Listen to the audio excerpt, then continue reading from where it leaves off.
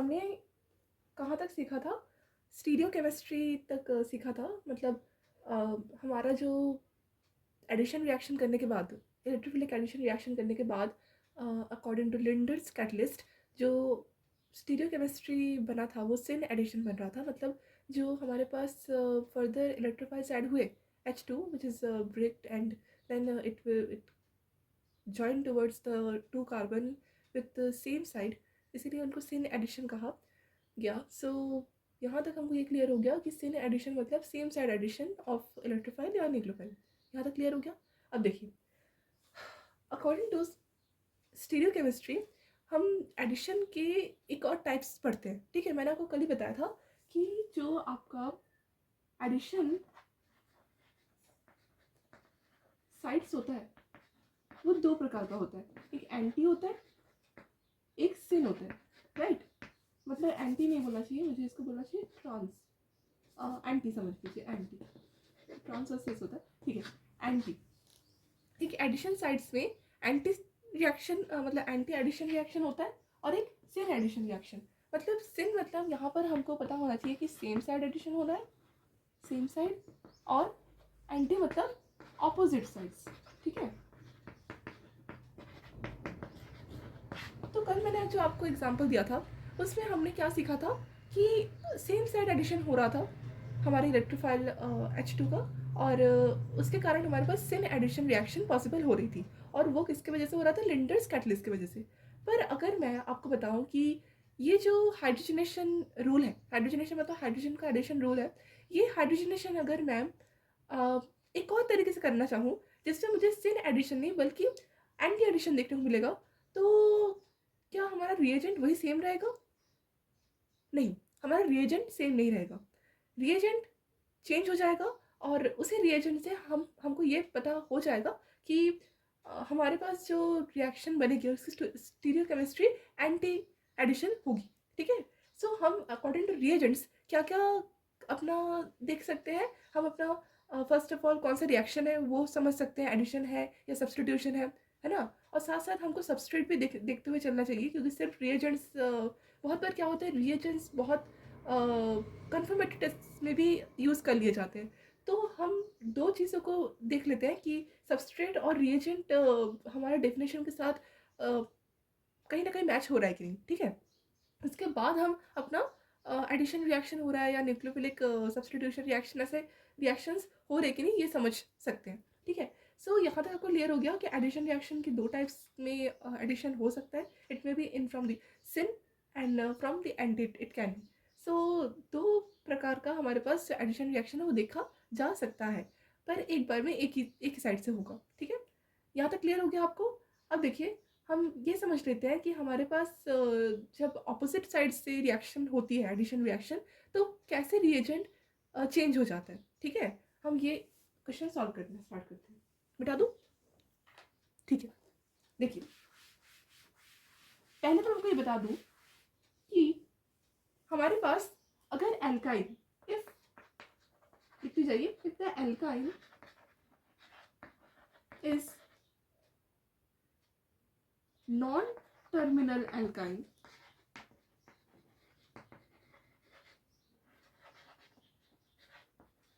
then majorly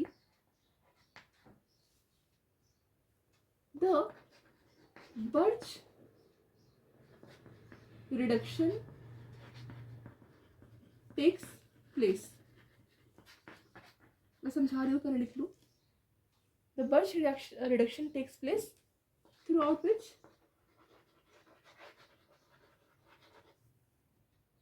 anti-addition stereochemistry happens. देखिए, मैंने क्या लिखा? If the alkyne is non-terminal alkyne, then majorly the birth reduction takes place throughout anti-addition stereochemistry happens. देखिए, इसका मतलब ये है कि हमारे पास कोई एल्काइन होगा, ठीक है, पर मैं आपको जो भी एल्काइन बताया था उसमें हम जब भी लिंडर्स कैटलिस्ट का इस्तेमाल कर रहे थे तो हमारे पास सिन एडिशन हो रहा था। पर अगर हमारे पास कोई ऐसा सबस्ट्रेट हो, ठीक है, एल्काइल वाला सबस्ट्रेट, जहाँ पर जो ट्रिपल बॉन्ड है वो लास्ट छोर में नहीं बल्कि कहीं बीच में पाया जाए, तो उसको हम बोलते हैं नॉन टर्मिनल एल्काइल ग्रुप। मतलब एल्काइल, एल्काइल ना, एल्काइल नहीं, एल्काइल। तो यहाँ तक हमको क्लियर हो जाना चाहिए कि जब भी हमारे पास नॉन टर्मिनल एल्काइल्स रहते हैं, ठीक है, मतलब एल्काइन जहाँ पर हमारे पास ट्रिपल बॉन्ड रहता है ना, ट्रिपल बॉन्ड के बाद भी कोई कार्बन रहेगा, ठीक है, कोई एल्काइल ग्रुप्स रहेंगे चेन में, तो वही आपका नॉन टर्मिनल एल्काइन ग्रुप कहलाते हैं, ठीक है। मतलब कहीं पर बीच में होता है आपका ट्रिपल बॉन्ड, ठीक है, in any middle of the alkyne group it may B presence of triple bond, ठीक है। सो वैसे सबस्ट्रेट में ज़्यादातर बर्च रिडक्शन होता है, ठीक है। मतलब ऐसा नहीं है कि आप वैसे रिएक्शंस में लिंडर्स कैटलिस्ट का इस्तेमाल नहीं कर सकते, पर अगर आपको एंटी एडिशन ही चाहिए, ठीक है, स्टीरियोकेमिस्ट्री, तो आपको कोई दूसरा कैटलिस्ट लेना पड़ेगा, मतलब कोई दूसरा रिएजेंट लेना पड़ेगा, और उस रिएजेंट का नाम होता है बर्च रिएजेंट, या फिर बर्च रिडक्शन के नाम से भी हम उस रिएक्शन को जानते हैं। अब हम पढ़ते हैं कि ये बर्च रिडक्शन कैसे होता होगा, ठीक है। इसका सेट मैकेनिज्म होता है सिंगल इलेक्ट्रॉन ट्रांसफर, और इसी से हम क्या सीखते हैं, अपना नॉन टर्मिनल एल्काइंस का रिएक्शन कैसे फर्दर होता होगा, ठीक है। अब देखिए, एक और चीज़ मैं आपको बता देती हूँ कि ये जो बर्च रिडक्शन है, अगर हम किसी टर्मिनल एल्काइन में ले लें तो हमारे पास क्या फ़ायदा होगा, क्या नुकसान होगा, ठीक है।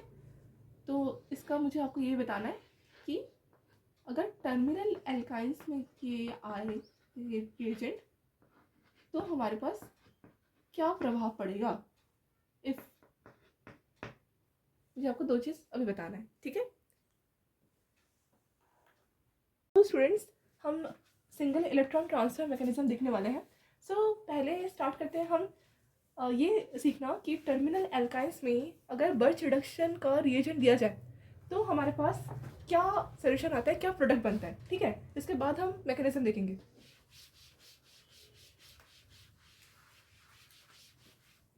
देखिए, if the birch reagent is given to an alkyl substrate, what happens, ये हमको देखना है, ठीक है। मतलब अगर हम एक एल्काइल सबस्ट्रेट में, फॉर एग्जांपल ये एल्काइल सबस्ट्रेट अगर आपका टर्मिनल हुआ तो क्या होगा, ठीक है। सो इससे हमारा प्रोडक्ट क्या बनता है ये हम देख लेते हैं। वैसे जो बर्च रिडक्शन है वो ज़्यादातर फेवर किस में होता है पता है आपको, नॉन टर्मिनल एल्काइल सबस्ट्रेट में। अगर हमारे पास टर्मिनल आ जाता है तो क्या इससे प्रभाव पड़ता है ये हमको आज देखना है। देखिए, टर्मिनल एल्काइल मतलब ऐसा ग्रुप्स CH3 CH, ठीक है, ये आपको क्या है, एक प्रोपाइन है जहाँ पर टर्मिनल है। ये जो कार्बन में आपको ट्रिपल बॉन्ड दिख रहा है ये लास्ट में, इसके बाद कोई कार्बन नहीं है, तो that is called terminal alkyne. ऐसे एल्काइंस में जब आपका बर्च रिडक्शन का रिएजेंट दिया जाता है, बर्च रिएजेंट एक्चुअली में होता ये है कि सोडियम या फिर लिथियम मेटल के प्रेजेंस में लिक्विड अमोनिया हुआ तो हमारे पास सिंगल इलेक्ट्रॉन ट्रांसफर मैकेनिज्म होता है। इसमें क्या होता है कि हमारे पास सोडियम की तरफ से एक इलेक्ट्रॉन लॉस होके वो इलेक्ट्रॉन पार्टिसिपेट करता है सबस्ट्रेट में, और फर्दर हमारे पास जो है मतलब होमोलिटिक क्लीवेज होती है और हमारे पास प्रोडक्ट का फॉर्मेशन होता है। पर हम क्या देखते हैं कि वहाँ पर डबल बॉन्ड को हमको ट्रांसफ़र करना पड़ता है। मतलब ये डबल बॉन्ड मतलब पाई बॉन्ड से एक पाई बॉन्ड को ब्रेक करके हमें ट्रिपल बॉन्ड से डबल बॉन्ड तक पहुँचाने में मदद करता है। और ये हमारे पास हाइड्रोजनेशन का एक रूल होता है, पर इसमें क्या होता है कि हाइड्रोजन जब चिपकते हैं तो ये एंटी एडिशन कर देते हैं, सिन एडिशन नहीं कर पाते। ये होता है लिक्विड अमोनिया के प्रेजेंस में, जो कि एक मेटल को अपना क्या बना सकते हैं, सपोर्ट बनाता है, ठीक है। ये मेटल हम सिंगल इलेक्ट्रॉन देते हैं। पर जब हम टर्मिनल एल्काइंस में ये वाला रिएजेंट लेते हैं, बर्च रिएजेंट, तो हमारे पास क्या होता है कि ये ट्रिपल बॉन्ड, आपको पता है ट्रिपल बॉन्ड की रिएक्टिविटी बहुत ज़्यादा होती है due to high reactivity of alkyl group, high reactivity of triple bond में यहाँ लिख देती हूँ, ट्रिपल बॉन्ड क्या होता है कि ये ट्रिपल बॉन्ड में ना बहुत जल्दी आपका एसिड बेस रिएक्शन होता है, ठीक है। और क्या होता है कि ये जो particular CH3 triple bond CH है ना, ये सॉल्ट में कन्वर्ट हो जाता है, ठीक है। मतलब सोडियम के साथ हाइड्रोजन का रिप्लेसमेंट होकर एक सॉल्ट का ट्रांसफर कर देता है। अब देखिए सॉल्ट का हमको प्रोडक्ट नहीं चाहिए था, हमको चाहिए ट्रिपल बॉन्ड से डबल बॉन्ड में ट्रांसफर मैकेनिज्म, और मैं कहूँ कि एल्काइन से एल्कीन बनने तक का प्रोडक्शन चाहिए। तो हमको सॉल्ट फॉर्मेशन नहीं करना, हमको एसिड बेस फॉर्मेशन नहीं चाहिए, हमको सिर्फ सिंगल इलेक्ट्रॉन मैकेनिज्म से ट्रिपल बॉन्ड से डबल बॉन्ड तक का एक प्रोडक्ट चाहिए और हाइड्रोजनेशन होना चाहिए। तो इसलिए हम टर्मिनल एल्काइंस को कभी भी यूज़ नहीं करते, ठीक है। ट्रीट नहीं करते, मतलब metal in a kind of metal sodium lithium और in the presence of liquid ammonia ये होना चाहिए। तो हम कभी भी एल्काइन ग्रुप में इसका बर्च रिडक्शन नहीं करवा सकते, ठीक है, क्योंकि ये सॉल्ट दे देता है, हमको सॉल्ट नहीं चाहिए, ठीक है। इसीलिए हम टर्मिनल एल्काइंस में बर्च रिडक्शन नहीं करते। बर्च रिडक्शन होता कैसे है? Birch reduction every time non terminal alkynes में होता है। साथ साथ इसका बहुत अच्छा मैकेनिज्म हम किससे पढ़ते हैं? एरोमेटिक ग्रुप्स में, ठीक है, जहाँ पर क्लोज ग्रुप रहता है, वैसा वाला ग्रुप आपने देखा है एरोमेटिक, ठीक है। और हाँ, एरोमेटिक आपको समझ में आना चाहिए कि जहाँ पर मतलब हक्कल रूल फॉर्मेशन आपने पढ़ा होगा, हक्कल रूल का फॉर्मूला, उसका बनने का तरीका। तो अगर आपने नहीं पढ़ा तो मैं आपको रेजोनेंस का अलग चैप्टर पढ़ाऊंगी, उसमें आपको क्लियर हो जाएगा कि एरोमेटिक ग्रुप कौन सा होता है। पर आज के क्लास में मैं आपको सिर्फ एक मैकेनिज्म बताऊंगी कि जब क्वेश्चंस आते हैं एरोमेटिक फंक्शंस के, तो हमारे पास मैकेनिज्म रूल कैसे फॉलो किया जाता है अकॉर्डिंग टू बर्च रिडक्शन, ठीक है। सो स्टार्ट करते हैं हम इसका मैकेनिज्म पढ़ना, और मैं आपको नॉन टर्मिनल एल्काइन का ही क्वेश्चन करवाने वाली हूँ। सो स्टूडेंट्स, चलिए देखना स्टार्ट करते हैं कि नॉन टर्मिनल एल्काइन में जब बर्च रिडक्शन होता है सिंगल इलेक्ट्रॉन ट्रांसफर मैकेनिज्म कैसे होता है, ठीक है। स्टार्ट करते हैं। सो एक नॉन टर्मिनल एल्काइन मैं ले लेती हूँ, जैसे CH3C, और यहाँ पर अगर मैं ट्रिपल बॉन्ड दूँगी तो यहाँ पर C, और यहाँ पर अगर मैं एक H दे दी तो ये तो टर्मिनल बन जाएगा। तो यहाँ पर मैं काम करती हूँ एक और CH3 ऐड कर देती हूँ, हो गया। तो इसमें हम देख सकते हैं कि ये आपको क्या बना, ब्यूट 2 आयन, ठीक है, ये ब्यूट 2 आयन बना। और हमारे पास ये ब्यूट 2 आयन का हम क्या करवाएंगे, हाइड्रोजनेशन करवाएंगे, रिडक्शन करवाएंगे।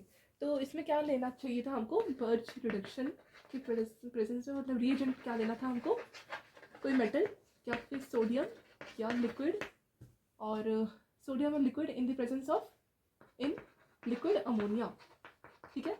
और ये एक टेम्परेचर कंडीशन में होता है विच इज़ -33 डिग्री सेल्सियस, ठीक है। यहाँ तक आपको क्लियर हो गया रिएजेंट क्या लेना है। अब रिएजेंट का मैकेनिज्म देखना है हमको। देखिए यहाँ पर आपको ब्यूट 2 आयन में क्या दिख रहा है कि हमारे पास एक ट्रिपल बॉन्ड है, और ये ट्रिपल बॉन्ड आपको क्या है, टर्मिनल में नहीं है बल्कि बीच में है। अब बीच में है मतलब ये ट्रिपल बॉन्ड के आसपास भी कोई कार्बन ग्रुप है, हाँ हमको दिख रहा है आर है ना, अल्काइल ग्रुप्स हमको दिख रहे हैं। अब ये अल्काइल ग्रुप्स हमको कैसे मदद करेंगे समझने में, ये भी हमको सीखना है, ठीक है। पहले आपको मैं बता देती हूँ कि सोडियम या फिर लिथियम का काम क्या है। देखिए ऐसा समझिए कि सोडियम का जो आउटर मोस्ट वैलेंस शेल है उसमें 1 इलेक्ट्रॉन रहता है, राइट। सो 1 इलेक्ट्रॉन को अगर मैं सोडियम से लॉस करवा दूँ तो क्या हो जाएगा, सोडियम एक स्टेबल कंडीशन में सोडियम आयन बन जाएगा। वहाँ से आपको देखने को मिला कि सोडियम ने एक इलेक्ट्रॉन को लॉस किया, ठीक है। अब ये इलेक्ट्रॉन ही जाके कहाँ पर चिपकेगा पता है आपको, ये ट्रिपल बॉन्ड के कार्बन पे अटैक करने की कोशिश करेगा। अब हमको क्या करवाना है, इसको अटैक करवाना है। देखिए ट्रिपल बॉन्ड की रिएक्टिविटी बहुत ज़्यादा रहती है, मैंने आपको भी बताया था, इसीलिए इसका हाइड्रोजन बहुत ज़्यादा एसिडिक रहता है। अब हाइड्रोजन के एसिडिक कैरेक्टर बहुत ज़्यादा होने के कारण ये सॉल्ट का फॉर्मेशन कर देता है इन टर्मिनल एल्काइंस, पर हमको ना नॉन टर्मिनल एल्काइंस में कोई एसिडिक एच तो दिख नहीं रहा। तो इसमें हम क्या करते हैं कि इलेक्ट्रोनेगेटिविटी चेक करने के बाद ये समझ लेते हैं कि इसका हाइब्रिडाइजेशन sp है, मतलब इसकी इलेक्ट्रोनेगेटिविटी बहुत ज़्यादा है। और इससे हमको क्या मदद मिलेगी कि हम इसमें होमोलिटिक क्लीवेज करवा सकते हैं, we can do the homolytic cleavage, ठीक है, क्योंकि रेडिकल से हम रेडिकल बना सकते हैं। तो यहाँ पर ये single electron transfer mechanism follow हो रहा है। अब ये इलेक्ट्रॉन जाके कहाँ पर कार्बन पर अटैक करेगा, कोई कार्बन पर अटैक करेगा, क्योंकि दोनों ही कार्बन के sp हाइब्रिडाइजेशन हमें दिख रही है। अब यहाँ पर हमने एक रेडिकल का फॉर्मेशन किया, और ये होमोलिटिक से एक और कार्बन में एक रेडिकल का फॉर्मेशन हुआ, ठीक है। हमने एक पाई बॉन्ड को ब्रेक किया, ठीक है। वन पाई बॉन्ड ब्रेक्स इन होमोलिटिक क्लीवेज, ठीक है। वन पाई बॉन्ड ब्रेक्स, क्योंकि पाई बॉन्ड वीक रहता है, देन सिग्मा बॉन्ड, तो पाई बॉन्ड जब ट्रिपल बॉन्ड में 2 पाई बॉन्ड से 1 पाई बॉन्ड का हमने ब्रेक करवाया ड्यूरिंग होमोलिटिक क्लीवेज, तो हमारे पास 2 कार्बन में एक रेडिकल आ गया। एक इलेक्ट्रॉन जिसने अटैक किया कार्बन पे, तो वो वाले कार्बन पे 2 इलेक्ट्रॉन्स जमा हो जाएंगे और वहाँ पर एक कार्बन में नेगेटिव चार्ज आ जाएगा फॉर्मल, और एक कार्बन में रेडिकल, साथ साथ एक आपके पास CH3 तो था ही चिपका एल्काइल ग्रुप की तरह। अब यहाँ पर हमारे पास फर्दर ये वाला जो प्रोसीड हमारा इक्वेशन निकला और ये वाला निकला। अब यहाँ पर हमें रेडिकल और एनायन दोनों दिख रहे हैं, ठीक है। अब ये रेडिकल और एनायन दोनों दिखने के बाद हमको ये देखना पड़ता है कि ये जो पर्टिकुलर इंटरमीडिएट बना, ये स्टेबल है या अनस्टेबल है, ठीक है। ये इससे हम फर्दर प्रोसीजर करेंगे। देखिए, फर्दर प्रोसीजर करने के लिए आपको पता ही है कि ये जो पर्टिकुलर एनायन पार्ट है कार्बन का, ये carbon anion is very unstable, ठीक है। कार्बन एनायन अनस्टेबल होते हैं क्योंकि कार्बन में क्या होता है कि मतलब ये जो पर्टिकुलर आप देख सकते हो कि अपने इलेक्ट्रॉन्स हैं उससे बहुत ज़्यादा दिख रहे हैं, ठीक है। तो बहुत ज़्यादा दिखने के कारण क्या होता है कि कार्बन में नेगेटिव चार्ज आता है, और कार्बन में negative charge is not good, ठीक है। तो क्या होता है कि कार्बन अपने नेगेटिव चार्ज को हटाने के लिए फर्दर जो रिएक्शन करनी चाहिए, जैसे रिएक्शन करनी चाहिए वैसे रिएक्शन करना स्टार्ट कर देता है। पर यहाँ पर हमको पहले ये देखना पड़ता है कि ये जो पर्टिकुलर हमारा जो प्रोडक्ट है उसमें ये जो कार्बन में नेगेटिव चार्ज आ रहा है वो नेगेटिव चार्ज अनस्टेबिलिटी की तरह बिहेव कर रहे हैं, स्टेबिलिटी की तरह। तो आप देख सकते हो कि कार्बन में जब नेगेटिव चार्ज आ रहा है तो नेगेटिव चार्ज के पास कौन सा ग्रुप जुड़ा हुआ है, ठीक है। आप देख सकते हो कि इस कार्बन के, ये वाले कार्बन के जस्ट साइड में एक CH3 अटैच है, और आपको पता है कि CH3 is an alkyl group, और एल्काइल ग्रुप क्या रहते हैं, इलेक्ट्रॉन डोनेटिंग ग्रुप। अब इलेक्ट्रॉन डोनेटिंग ग्रुप, अगर एक तो कार्बन में इतने सारे इलेक्ट्रॉन्स हो गए, अब इलेक्ट्रॉन्स को अगर कोई इलेक्ट्रॉन डोनेटिंग ग्रुप अपनी तरफ से इलेक्ट्रॉन पुश करेगा, धक्का देगा, इलेक्ट्रॉन फेंक के मारेगा, तो क्या होगा कि कार्बन में इलेक्ट्रॉन्स बहुत ज़्यादा बढ़ जाएगा, ठीक है। और इसी तरह ये प्रोडक्ट ना स्टेबल नहीं रह पाएगा, ऐसे हिलता रहेगा अनस्टेबल की तरह।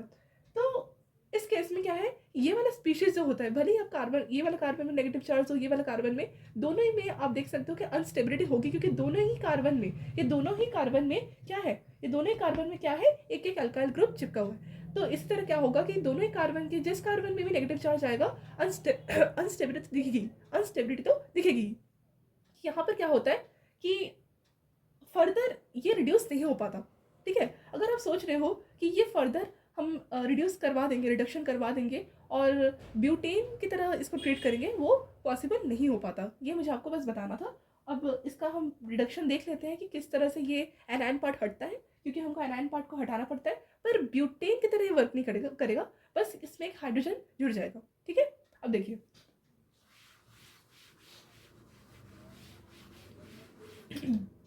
क्या हो रहा था कि हमारे पास ये वाला प्रोडक्ट बन रहा था, राइट।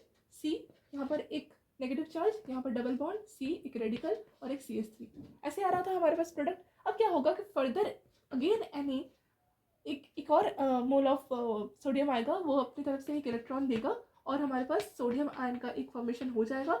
और वहीं पर हम देख सकते हैं कि एक इलेक्ट्रॉन जो हमारे पास सोडियम से निकल रहा था, वो एक और इलेक्ट्रॉन ये वाले कार्बन के फ्री रेडिकल पे अटैक करेगा, और हमारे पास फर्दर इसका जो इक्वेशन बनेगा CH3C, एक हमारे पास negative anion part of the carbon, एक डबल बॉन्ड C, और ये वाला जो पर्टिकुलर एनायन है इसको पहले हमको रिड्यूस करवाना है। तो पहले हम क्या करेंगे, ये वाला मैकेनिज्म फॉलो ना करके लिक्विड अमोनिया हमारे पास था, याद कीजिए लिक्विड अमोनिया, ये लिक्विड अमोनिया का हम यूज़ लेंगे, ठीक है। तो पहले आप एनायन दो एनायन नहीं बनाओगे, ठीक है, अनस्टेबिलिटी बहुत ज़्यादा नहीं चाहिए, हमको स्टेबिलिटी पहले क्लियर करना है। तो लिक्विड अमोनिया से याद कीजिए, जो अमोनिया का स्ट्रक्चर है उसमें 3 हाइड्रोजन है। अब nitrogen is highly electronegative than hydrogen, तो यहाँ पर जो आपका नाइट्रोजन है उसमें डेल्टा नेगेटिव चार्ज आएगा, और जो हाइड्रोजन है उसमें डेल्टा पॉजिटिव चार्ज आएगा।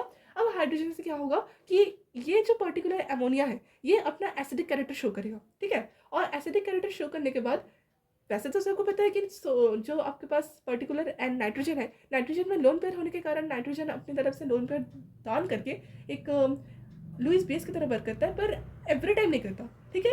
ऐसे केसेस में जहाँ पर अमोनिया एज अपना एसिडिक कैरेक्टर शो करके अपना हाइड्रोजन को दे रहा है, उस टाइम क्या होता है कि अमोनिया भी एसिडिक कैरेक्टर शो करता है, ठीक है। अब यहाँ पर आपका एक अमाइड निकल जाएगा, ठीक है, और हमारे पास एक हाइड्रोजन यहाँ पर जुड़ जाएगा, ठीक है, H+, ठीक है। H+ क्या करेगा, ये कार्बन का लोन पे ले लेगा, यहाँ पर एक आपको बॉन्ड बनता हुआ दिखेगा, CH3 CH, एक double bond C free radical, और हमारे पास CH3, ठीक है।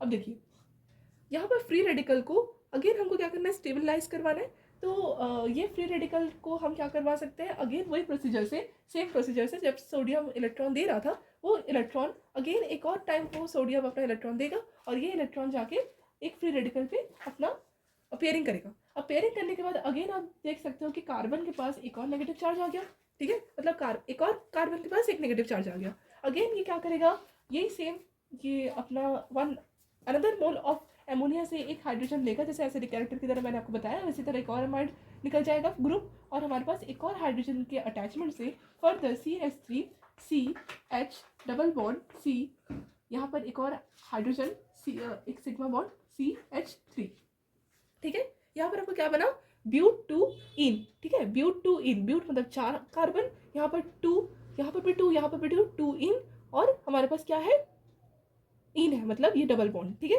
2 में इन आ रहा है इसीलिए 2-इन, तो ब्यूट-2-इन हमारे पास नॉमेनक्लेचर है, और साथ साथ हमारे पास क्या बन गया, ये रिडक्शन बन गया, ठीक है। इसलिए इस वाले प्रोसेस को हम क्या बोलते हैं, बर्च रिडक्शन। और आपको ये भी समझ में आ गया कि कैसे अनस्टेबिलिटी से ये फर्दर एल्केन तक मूव नहीं कर पाता, ये स्टिल इन तक हमको प्रोडक्ट देता है, तो ये और अच्छा है, ठीक है। Birch reduction is very nice. और साथ साथ ये जो 2 हाइड्रोजन हमने जो जोड़े, 2 हाइड्रोजन हमने जो जोड़े, ये 2 हाइड्रोजन आपने क्या देखा, 2 हाइड्रोजन हमने जो न्यू 2 हाइड्रोजन जोड़ दिया in place of 1 pi bond, वो हमको कहाँ पर देखने को मिला, उसका पोजीशन कहाँ देखने को मिला, it is a anti addition, okay. Anti addition होने का मतलब ये है कि अगर मैं आपको ये मिटा के दिखाती हूँ, मतलब ये आपका क्या है, ब्यूट-2-इन, और इसका एक्चुअल में पोजीशन हमको कैसे देखना है, CH3, ठीक है, ये आपका एक सिग्मा बॉन्ड C, और अगर ये ऊपर एक H है, अगर ये एक हमारे पास डबल बॉन्ड है C, नीचे की तरफ एक H, और यहाँ पर एक CH3। एक्चुअल में इसका स्टीरियो केमिस्ट्री में पोजीशन ऐसे देखी जाती है। यहाँ पर हम देख सकते हैं कि anti addition reaction is takes place, anti addition reaction,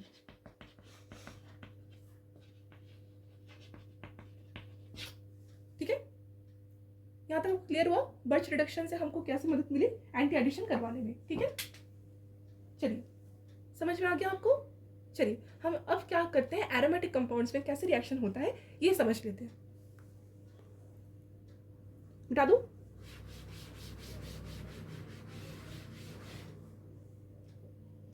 अब क्या देखना है, बर्च रिडक्शन, ये क्वेश्चन बहुत फेमस है इसीलिए करवा रही हूँ। बर्च रिडक्शन, ये IIT में आता है, birch reduction in aromatic compounds. देखिए एरोमेटिक कंपाउंड मतलब जो रेजोनेंस करेंगे, और हमारे पास एरोमेटिसिटी का फॉर्मूला भी होता है, हक्कल रूल से हम आता है, जब मैं रेजोनेंस पढ़ाऊंगी ना तब आपको क्लियर कर दूंगी। देखिए बर्च रिडक्शन से हम एरोमेटिक कंपाउंड को कैसे सॉल्व करते हैं, वही हाइड्रोजनेशन होगा, बस एंटी लग जाएगा। देखिए पहले तो मैं आपको एक ग्रुप दिखाती हूँ, ये कौन सा ग्रुप है, ये आपका एक मतलब साइक्लोहेक्सीन है, ठीक है, बेंजीन अभी बना नहीं है, ये साइक्लोहेक्सीन है, ठीक है। अब साइक्लोहेक्सीन में मैं आपको एक बेंजीन का स्ट्रक्चर बना के दिखाती हूँ, ठीक है। बेंजीन का स्ट्रक्चर मतलब यहाँ पर एक डबल बॉन्ड, और यहाँ पर एक डबल बॉन्ड, और यहाँ पर एक डबल बॉन्ड, मतलब यहाँ पर मुझे टोटल 3 यहाँ पर डबल बॉन्ड दिखे, तो ये वाला स्ट्रक्चर को हम क्या बोलते हैं, बेंजीन, ठीक है। अब ये बेंजीन में हम क्या करवाएंगे, बर्च रिडक्शन, ठीक है। तो पहले मैं बेंजीन में आपको बर्च रिडक्शन करवा के दिखाती हूँ, उसके बाद हम ग्रुप्स के अकॉर्डिंग चलेंगे कि कौन सा ग्रुप स्टेबल बनाता है, कौन सा ग्रुप अनस्टेबल बनाता है हमारे बर्च रिडक्शन प्रोडक्ट को, ठीक है। देखिए इन द प्रेजेंस ऑफ, अगर मैं लिथियम मेटल, देखिए लिथियम मेटल जब हम लेते हैं ना, तो लिथियम मेटल क्या होता है कि अमोनिया में बहुत अच्छे से डिजॉल्व नहीं हो पाता, ठीक है। इसीलिए क्या होता है कि लिथियम मेटल को हम ज़्यादातर अमोनिया के ही प्रेजेंस में एल्कोहलिक स्टेट में डिजॉल्व करके इसको रिएक्शन करवाते हैं, मतलब KOH, ठीक है, समझो कि ये आपका एक अल्कोहल है, ठीक है। अब इसी अल्कोहल में लिथियम के प्रेजेंस में हम क्या करवाएंगे, अपना बर्च रिडक्शन करवाएंगे, ठीक है। अब ये लिथियम मेटल है हमारा, ठीक है। और in the presence of liquid ammonia आप नीचे लिख सकते हो, ठीक है। और lithium metal KOH in the presence of liquid ammonia ऐसे लिख सकते हो। और ये होता है टेम्परेचर कम से कम -33 डिग्री सेल्सियस में, ठीक है। अब हम इसको करवाते हैं अपना बर्च रिडक्शन मैकेनिज्म। देखिए क्या होगा कि लिथियम अपना क्या देगा, एक इलेक्ट्रॉन देगा, राइट। लिथियम अपना एक इलेक्ट्रॉन देगा as it is belong from first group element, तो लिथियम अपना एक इलेक्ट्रॉन दे सकता है। और सिंगल इलेक्ट्रॉन ट्रांसफर मैकेनिज्म है, तो हम लिथियम सोडियम ऐसे ही मेटल्स का एग्जाम्पल लेते हैं, आई मीन रिएजेंट लेते हैं। अब क्या होगा कि एक इलेक्ट्रॉन लिथियम ने दिया, अब यहाँ पर एक इलेक्ट्रॉन देने के बाद लिथियम पर पॉजिटिव चार्ज आ गया। अब ये पॉजिटिव चार्ज का यहाँ कोई काम नहीं है, क्योंकि वैसे भी ये एक एरोमेटिक कंपाउंड है, यहाँ पर कोई सॉल्ट फॉर्मेशन में होगा नहीं। अब क्या होगा कि इस लिथियम, ये वाला जो लिथियम है वो जब इलेक्ट्रॉन दिया, अब ये इलेक्ट्रॉन को हम क्या करवाएंगे, अटैक करवाएंगे, ठीक है। अब अटैक करवाने के बाद आप देख सकते हो कि यहाँ पर अगर मैं ये वाले पाई बॉन्ड में अटैक करवाऊंगी तो हमारे पास ये प्रोडक्ट बन के आएगा। ये एक जो इलेक्ट्रॉन है, ये दो इलेक्ट्रॉन से बने हैं ना, एक इलेक्ट्रॉन होमोलिसिस से यहाँ आ जाएगा, एक और इलेक्ट्रॉन होमोलिसिस से यहाँ आ जाएगा, ठीक है। और यहाँ पर एक इलेक्ट्रॉन बनेगा, यहाँ पर एक फ्री रेडिकल बनेगा। यहाँ पर आपके पास मैं अगर एक एक करके दिखाऊंगी ना तो पूरा भर जाएगा, आपको समझ नहीं आएगा, तो मैं आपको एक ही बार दिखा देती हूँ कि ये जो इलेक्ट्रॉन है वो यहाँ पर अटैक करेगा।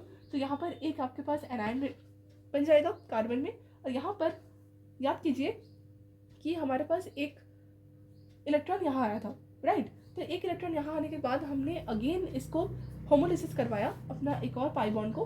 अब ये पाई बॉन्ड अगर होमोलिसिस करेगा तो आपको समझ सकते हो कि यहाँ पर एक हमारे पास इलेक्ट्रॉन आएगा अनपेयर होकर, यहाँ पर एक और अनपेयर होकर इलेक्ट्रॉन आएगा। अब यहाँ पर हमारे पास एक फ्री रेडिकल बन जाएगा, और यहाँ पर हमारे पास एक और बॉन्ड बन जाएगा। अब ये दो जो आप देख सकते हो कि पर्टिकुलर एक पेयर हमको इलेक्ट्रॉन दिख रहा है, ये हमारे पास क्या होगा, ऐसे बॉन्ड बना हुआ दिखेगा। यहाँ पर एक और हमारे पास पहले से इसका कुछ नहीं होगा, ठीक है, ये यहीं पर रहेगा, इसका हम कुछ नहीं करवाएंगे। ये जो पाई बॉन्ड है ये यहीं पर ही है। अब हमारे पास यहाँ पर पर्टिकुलर एक एनायन बना, क्योंकि एक इलेक्ट्रॉन यहीं पर आके पहले अटैक किया। अब यहाँ पर एक एनायन बना, यहाँ पर एक पाई बॉन्ड शिफ्ट हुआ, यहाँ पर अपना एक रेडिकल हमारा बन गया। अब यहाँ पर हमारे पास क्या है, एक pi bond as it is है। अब हम क्या करेंगे, इसमें देखेंगे कि हमारे पास मैकेनिज्म में हाइड्रोजन कैसे अटैच हो रहे हैं, हाइड्रोजनेशन कैसे हुई है।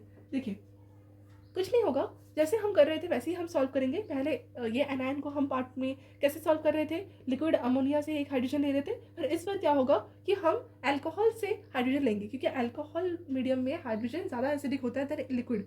तो यहाँ पर हाइड्रोजन कहाँ से आ रहा है, H+ आयन कहाँ से आ रहा है, अल्कोहल से, और H+ आयन जाके जुड़ेगा अपना ये एनायन रेडिकल में, ठीक है, एनायन रेडिकल कंपाउंड में जुड़ेगा। यहाँ पर एनायन से यहाँ पर एक हाइड्रोजन जुड़ जाएगा, ठीक है, H+ अपना यहाँ पर जुड़ेगा, H+ से H बन जाएगा न्यूट्रल, और यहाँ पर आपके पास स्टिल एक और क्या रहेगा, रेडिकल रहेगा। अब ये रेडिकल क्या होगा, अगेन सिंगल इलेक्ट्रॉन मैकेनिज्म से लिथियम से एक इलेक्ट्रॉन छीन लेगा और इलेक्ट्रॉन लेके यहाँ पर अगेन एनायन बनाएगा। अब यहाँ पर एनायन से अगेन हम एक और हाइड्रोजन ले लेंगे और यहाँ पर एक और हाइड्रोजन बनाएंगे। तो हम देख सकते हैं कि दो हमारे पास प्लेसेस में हाइड्रोजन की एडिशन हुई, ठीक है, दो प्लेसेस में जहाँ हाइड्रोजन की एडिशन हुई उसको हम बोलेंगे रिड्यूस कार्बन साइड, और जहाँ पर हाइड्रोजन का जिस पोजीशन में, 4 पोजीशन में हाइड्रोजन की एडिशन नहीं हुई, वहाँ पहले से ही बेंजीन का हाइड्रोजन पड़ा हुआ था, उसको हम बोलेंगे अनरिड्यूस्ड कार्बन साइड, ठीक है। मैं आपको फटाफट से ये बता दिया मैंने, और फटाफट से मैं आपको दिखा देती हूँ कि ये दिखता कैसा है मैकेनिज्म में, ठीक है। बता दूँ, चलिए जो मैं लिखवा रही हूँ वो लिख लीजिए। देखिए ये हमारे पास बेंजीन था, राइट, ये बेंजीन में हमारे पास एसिड था, इसमें इलेक्ट्रॉन अटैक किया ऐसे, और ये जाके ऐसे एक एनायन ऐसे बना, यहाँ पर एक बॉन्ड बना, यहाँ एक बॉन्ड बना, यहाँ फ्री रेडिकल बना, यहाँ पर अगेन हमने किसके साथ ट्रीट किया, KOH, K और O ऐसे नेगेटिव में बढ़ गया, प्लस हमारे पास H+ आयन इसने दिया। H+ ने हमको क्या किया, मदद किया अपना H देने में, और यहाँ पर हमारे पास रिएक्शन हो गई कुछ ऐसे, यहाँ पर H, ठीक है, यहाँ पर पहले से ही H था, और यहाँ पर एक बॉन्ड, यहाँ पर एक बॉन्ड, यहाँ पर एक फ्री रेडिकल। अगेन हमने लिथियम की मदद से एक इलेक्ट्रॉन को लिया और ये इलेक्ट्रॉन यहाँ पर आके अटैच हुआ और यहाँ पर 2 इलेक्ट्रॉन आने के कारण यहाँ पर अगेन एक कार्बन आयन बना और यहाँ पर पहले से 2 पाई बॉन्ड तो थी और यहाँ पर हमारे पास एक H है, यहाँ पर एक और H है। अगेन हम KO और नेगेटिव पार्ट और H प्लस को देंगे। अब H प्लस अगेन यहाँ पर आके जुड़ेगा, यहाँ पर ऐसे हमारे पास इसी एरोमेटिक रिंग में एक हाइड्रोजन ऊपर, एक हाइड्रोजन ऐसे, एक हाइड्रोजन इधर, एक हाइड्रोजन इधर और 2 ऐसे पाई बॉन्ड। ये हमारे पास final reduction, partial reduction complete हो गया। ये क्या हुआ? पार्शियल रिडक्शन हुआ, ठीक है, क्योंकि हमने रिडक्शन पूरा तो नहीं करवाया ना एल्केन तक, तो यहाँ पर हमारे पास क्या हुआ? पार्शियल रिडक्शन, ठीक है। इसको पार्शियल रिडक्शन बोलते हैं और ये होता है बल्क रिडक्शन से, ठीक है। यहाँ तक आपको क्लियर हो गया? ये वाला फटाफट से लिख लीजिए, ये हमारा मैकेनिज्म है। चलिए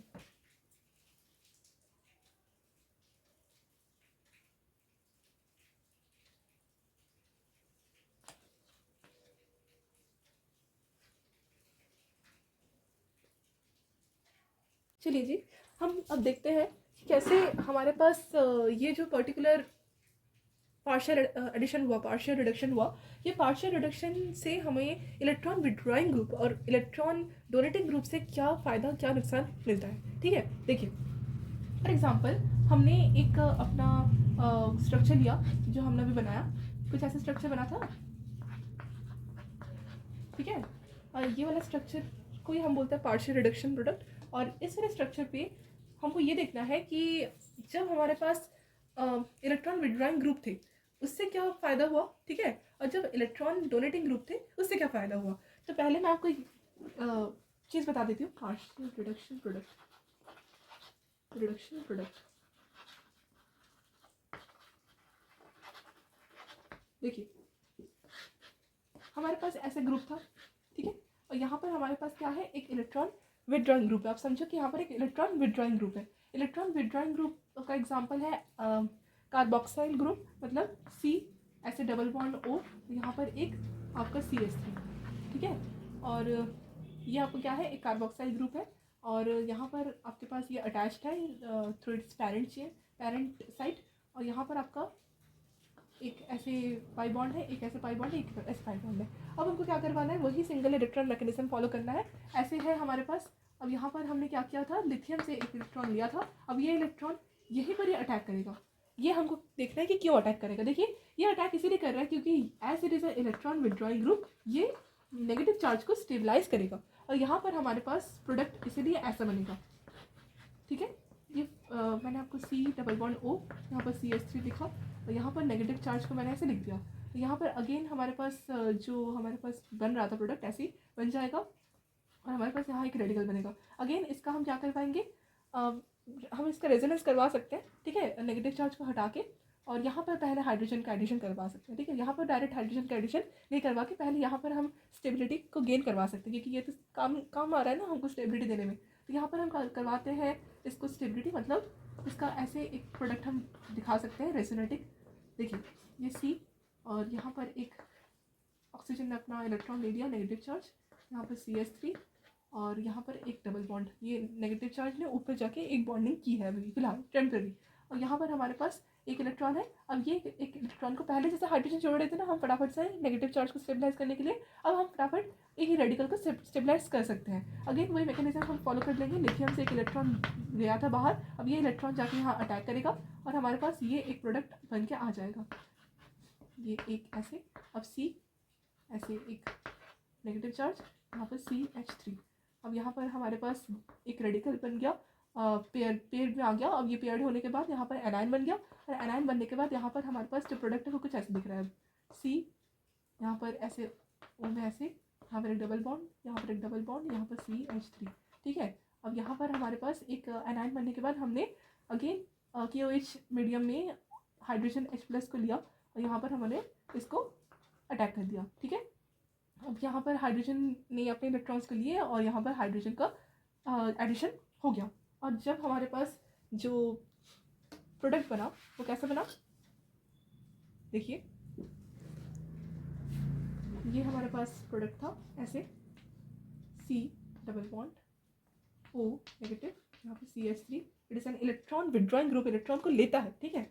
अब यहाँ पर हमारे पास एक हाइड्रोजन पहले से था, एक हाइड्रोजन हमने चिपका दिया और यहाँ पर आपके पास फर्दर ऐसे प्रोडक्ट बना।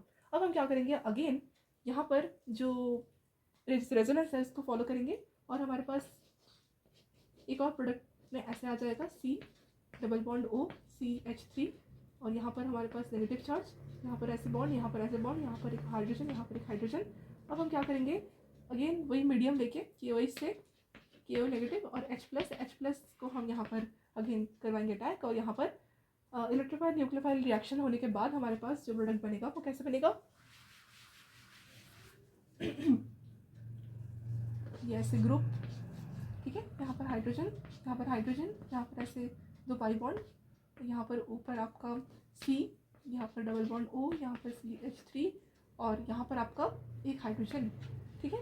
और ये आपका क्या बन गया, ये आपका एक इलेक्ट्रॉन विड्रॉइंग ग्रुप है, ठीक है। और इलेक्ट्रॉन विड्रॉइंग ग्रुप से हमको मदद मिली कि हमको जो नेगेटिव चार्ज है वो रिड्यूस कार्बन पे स्टेबलाइज हो, ठीक है। हमने देखा ना यही रिड्यूस कार्बन था फर्स्ट इनिशियल जब हमने अपना मैकेनिज्म किया। तो यहाँ तक आपको क्लियर हुआ कि कैसे इलेक्ट्रॉन विड्रॉइंग ग्रुप हमको मदद करते हैं रिड्यूस कार्बन को स्टेबलाइज करने में। अब हम क्या बोलेंगे कि अगर हमारे पास इलेक्ट्रॉन डोनेटिंग ग्रुप रहा सो चलिए स्टूडेंट हम फटाफट से देख लेते हैं कि इलेक्ट्रॉन डोनेटिंग इफेक्ट कैसे होता होगा हमारे जो रेजोनेंस ग्रुप है विच इज़ बेंजीन उसमें, ठीक है। देखिए बेंजीन में अगर मैं कोई इलेक्ट्रॉन डोनेटिंग ग्रुप लगा दूँ जैसे CH3 एक टॉलिन बन गया।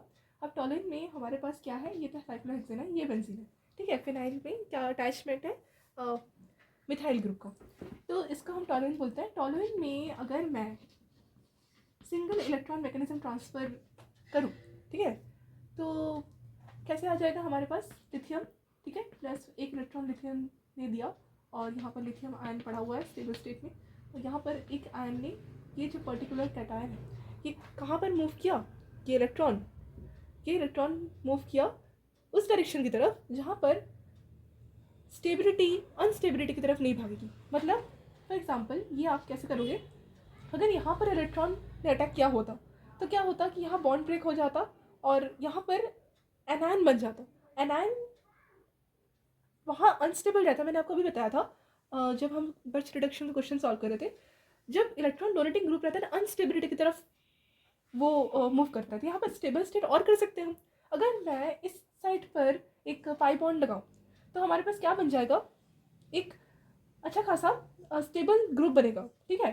तो अगर मैं ये इलेक्ट्रॉन को यहाँ अटैक ना करवा के यहाँ अटैक करवाऊँ तो हमारे पास कैसे बनेगा, ये हमारे पास पर्टिकुलर टॉलिन का जो है पाई बॉन्ड ऐसे रहा और हमारे पास ये यहाँ से बॉन्ड ब्रेक हुआ और यहाँ पर एक नेगेटिव चार्ज आया, इसके थ्रू यहाँ नेगेटिव चार्ज आने के कारण यहाँ पर एक रेडिकल बन गया, ठीक है।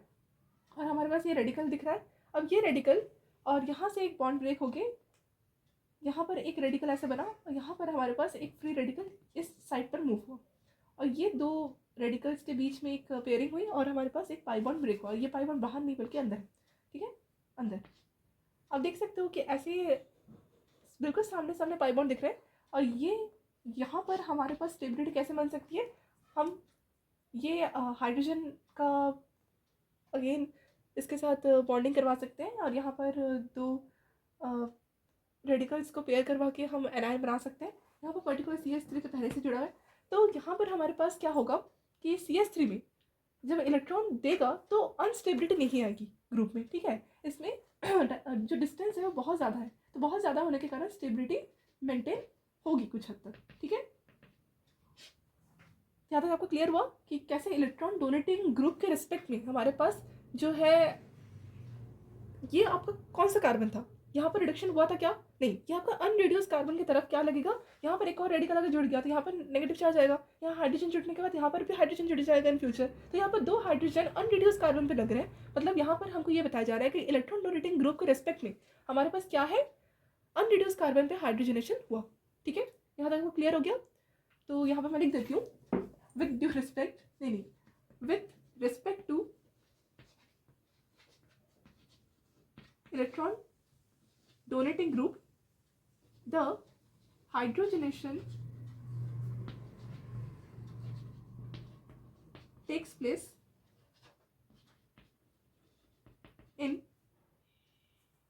अनरिड्यूस्ड कार्बन, क्योंकि इनिशियल स्टेज में हमने देखा था कि यहाँ पर अनरिड्यूस्ड कार्बन हो रहा था, ठीक है, जहाँ पर हाइड्रोजन ऐड नहीं था उस साइड में हमारे पास हाइड्रोजन का एडिशन हुआ, मीन्स हाइड्रोजनेशन हुआ, ठीक है, या पढ़ लेना। यहाँ तक क्लियर हो गया? चलिए नेक्स्ट देखते हैं।